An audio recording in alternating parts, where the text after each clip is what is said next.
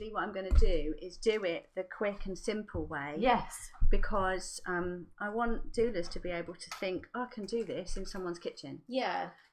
If you were running antenatal classes, for example, and you've got a little bit more time, then you could have a little box of tricks. So, I've got some sugar here to represent the carbohydrates, and you can talk about lactose being in human milk.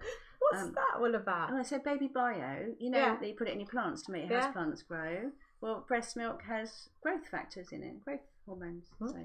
So, a little bit of food dye to talk about protein. Right. And salt to talk about minerals, pepper for antibodies, talk about all the lovely antibodies, some vitamins, talk about fat soluble and water soluble vitamins, and a little bit of garlic, don't put in, so you can talk about the flavours in the milk. What we eat goes through into the milk, and then that's a good thing because it's accustoming your baby to the food. Getting ready. Tribe. Yeah. And then, of course, importantly, you need a bit of fat. A bit of fat. Yeah. So I'm behind the camera now watching. I love the little basket Becky Young says. Yeah. She's like Little Red Riding Hood. Yeah, you've got to have a pretty little basket. Okay, so if you're talking about breastfeeding, maybe antenatally, and you're going to see your clients, you're sitting in their living room and you want to explain a little bit about how breastfeeding works, because how many of us have had those phone calls late at night, cluster feeding. Everything is going wrong. Yeah. We want to be able to forewarn them, don't we, that that's normal and why it's happening. And if you understand that it's normal, then psychologically it's easier to deal with. So you can run into their kitchen and grab this any time you want to. And then if you do get those panicky phone calls after the baby's born, you can say, do you remember we did that oil and water demo? And they'll go, oh yeah, okay. So all you need is a bowl with some water, bit of olive oil, and actually the cheapest old washing up sponge works best. And you can talk about how the breast is just with spaces, isn't it? Spaces inside those little milk producing cells that full of milk. And this sponge has got lots of little spaces inside. At the moment they're full of air, so we're just going to take the air out and fill it with this oil and water.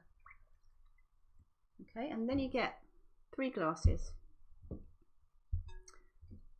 and you say, okay, so imagine it's 6 o'clock in the morning and you wake up and your breasts are absolutely full. Yeah, and you say, wake up baby, wake up. And the baby latches on and this happens. And the milk flows copiously and easy, and the baby hardly has to do anything, just hangs out of the tap, drinking a high volume of milk. And what do you think about the fat content in there, Kiki? Oh, I think it can't be that much. Can't see much, can we? No. So it's thirst quenching, sugar rich, morning, wakey uppy milk. Yeah. Soup course, lots of people call it that. Yeah. But then, and the flow will slow, and at this point the baby might come off, but fart, need a nappy change, sleep for a bit, all of that, and then start again. Yeah. And this time using their jaw and tongue to massage the breast a little bit more. You start getting lower volume, but more fat content. Yeah. And of course, if in the old days we'd listened to the people who told us to time our feeds, we might have ended after that. Yes. Or even after this one. And of course, lots of times baby will be satisfied. Yeah. But we all need our Sunday lunch sometimes, don't we? Absolutely. 3 courses and the pudding with this lovely creamy pudding right at the end. And I have to really squeeze hard to get these little creamy droplets out, but it will go on forever. And you can see, I hope, I don't want to move this too much, but actually, can I see me? No, I can't. Can you see the difference? You can see, I think you can. If I hold these up, in front of you. So that's the first one. That's the second one, and then you can see the fat content in the glasses. Yes. So obviously, it's not rocket science. The fat is coming out last because it's sticky.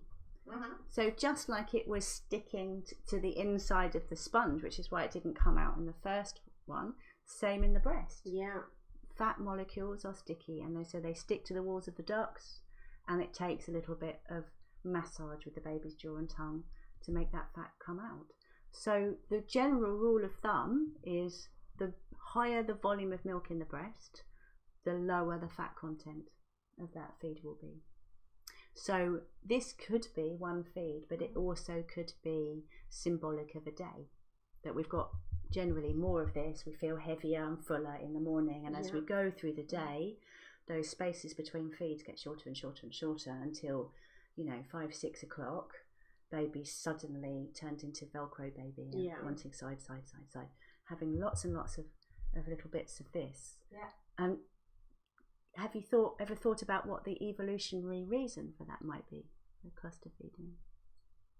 To help encourage your milk supply in the early days? Certainly in the early days, right. We want lots and lots of stimulation of the breast.